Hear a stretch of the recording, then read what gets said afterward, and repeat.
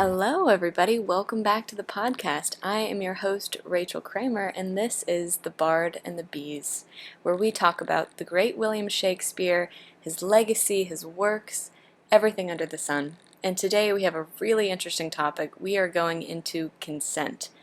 What does it mean? How did Shakespeare use it? And why do we still talk about it so much today in his works? Let's get into it. So let's talk about consent. Consent is something that is so fascinating to study because it is something that every person on earth does every day, whether they're thinking about it or not, be it politically signing a medical waiver, meeting a new person, agreeing to go on a date. Consent is everywhere. And because of its prevalence, scholars who study consent theory have traceable evidence from hundreds of years ago, even back into the 1500s when Shakespeare's writing his plays, of how consent and how we think about it and do it and witness it has just evolved and ebbed and flowed from then until today in 21. And I'm sure, as you know, it's very different. It's much more talked about and valued, especially in regards to sexual encounters. So getting into Shakespeare, I think it's important to emphasize that at the time he was writing, a woman's value as perceived by society was directly tied to her sexuality. The values of purity, chastity, having a meek and mild manner were the most sought after in a woman. And obviously that has changed over time, but it's evident in his plays too. Virginity is a massive theme which women's characters, some seek to uphold and some seek to lose. But the ones who seek to lose it, as in All Is Well That Ends Well, it's through marriage, because it reflects how the culture was so dominated by those Christian values, and that leads us into All's Well That Ends Well. Let's talk about it. So, All's Well That Ends Well is a comedy, and it's also a problem play. So there's an ethical dilemma that requires a complex solution, and that's what we get. Brief synopsis. Helena, our protagonist, is a charming and very quick-witted daughter of a physician who has recently died, and comes to the aid of the king, who is sick, and she heals him, and he grants her the ability to choose any husband from the court, and she chooses Bertram, and against his will, they're married, and he immediately leaves and gives her this challenge in a letter that he will swear his love to her and be her husband if she's able to wear his family ring and carry his child. So don't worry, Helena makes it happen. She and Diana, a local girl who Bertram is attempting to seduce, arrange the bed trick.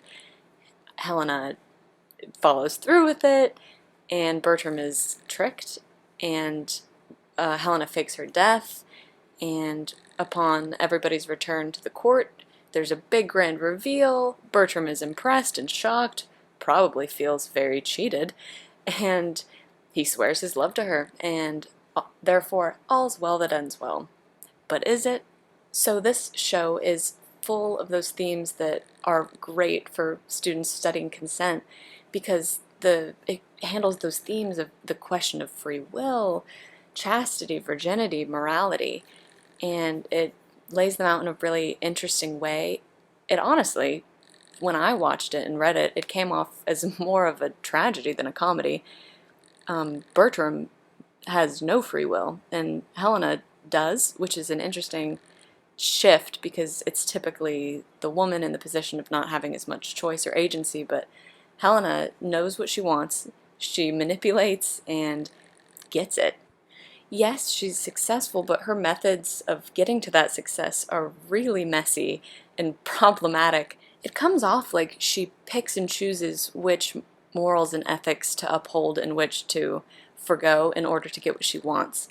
For example, she is very set on maintaining her virginity because she recognizes that that's her greatest power as a woman at the time, yet she's willing to sexually assault. I think it's fair to call it sexual assault because she has sex with Bertram against his will and like without his knowing consent. which back when this play was first being performed, audiences probably didn't bat an eye at. They were like, oh, haha, that's cheeky, clever girl.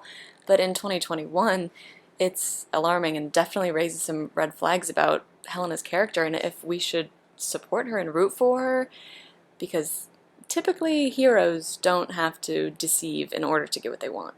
That's more of a villain territory, but she pulls it off, and it makes me ask the question, is it okay to do a bad thing for the right reasons? Or is it okay to do something bad in order to get to something good? And I think it's really interesting that that's the baseline question and message in a comedy, because at least when I think Shakespeare comedy, I think the whimsical fantasy that is A Midsummer Night's Dream, whereas All's Well That Ends Well it's technically a comedy, just like Measure for Measure, which we'll get into soon. But it's heavy. The content is not light and goofy. It asks questions about what is truth, what is good, what's bad, how much worth does virginity actually have, and things like that, which it's profound stuff, yet it still manages to stumble to a happy ending that ends in marriage. So therefore, oh, it's a comedy. Some of my favorite dialogue is in the early portion of the show where Helena is talking with, he's pretty much a caricature. He's comical, but the character Paroles, and they're talking about virginity and having a lighthearted debate.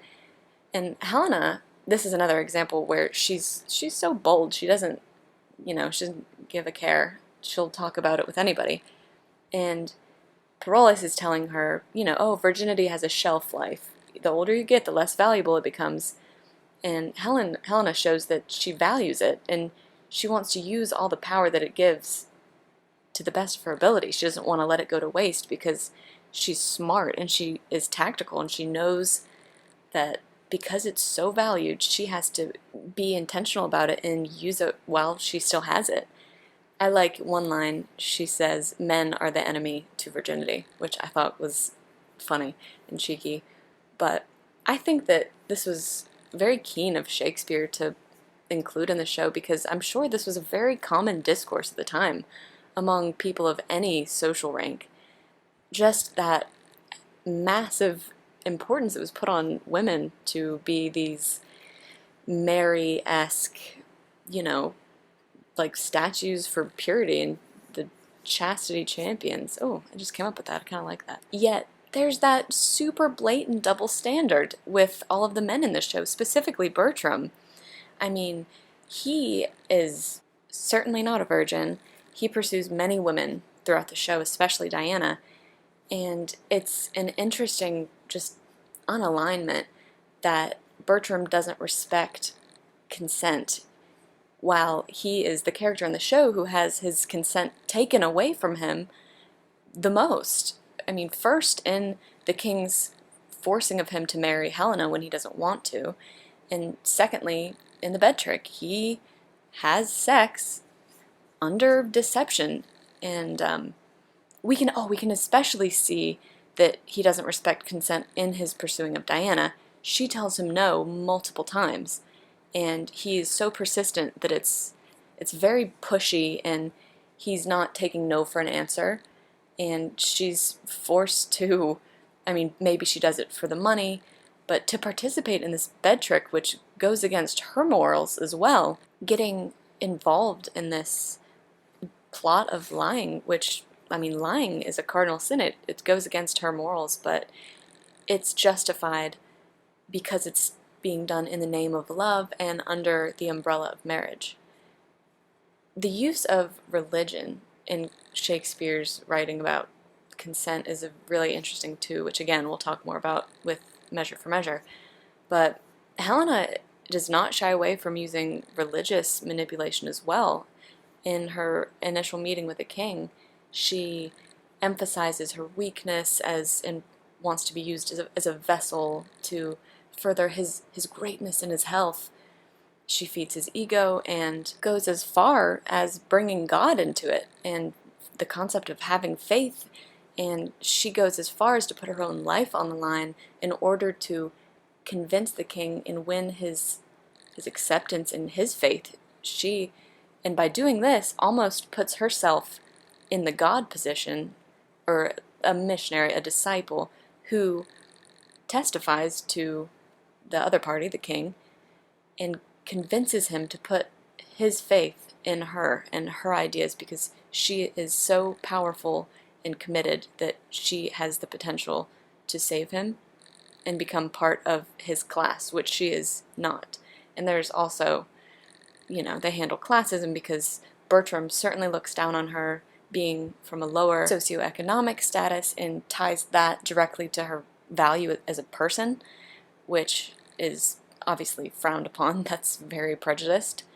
And Helena doesn't even let it faze her. She is determined, and she stays on her track, no matter how many people's consent that she has to violate along her way. Now, before we move into Measure for Measure, I just wanted to bring in a little bit of scholarship. There is an article by Elaine Scarry called Consent and the Body, Injury, Departure, Desire. And in this article, she talks a lot about the ideas of active versus passive consent, and what does that mean. Active consent meaning verbally agreeing, or in person agreeing to an option put in front of you, versus passive. I think of passive more like listening and following the rules that a government makes, because you're not thinking about it every day, you're not saying it out loud. So that's what active and passive consent means, according to Scarry. But what I really want to talk about is what she says about marriage and the laws and rules of consent within a marriage. I pulled 2 quotes from this article that I think are helpful when looking about consent in a marriage, specifically with what we're talking about with All's Well That Ends Well. The first one says, "Marriage is a reciprocal act of consent, a contract, but a contract that has very little specified content." And then the second one is, "After the state is instituted, residence implies consent. To inhabit the territory is to submit to the sovereign." How I see it, Helena aligns very well with this ideology. She believes that since her and Bertram are married, that she has the right to violate his consent, because they belong to one another, which again is an interesting flip, because typically it would be the woman belonging to the man in his eyes, but Shakespeare flips the script and puts Helena in the dominant role. And now on to Measure for Measure. Don't worry, we're not going to go as deep into it as we went into All's Well That Ends Well, but I think it's very important to mention and talk about, especially the bed trick.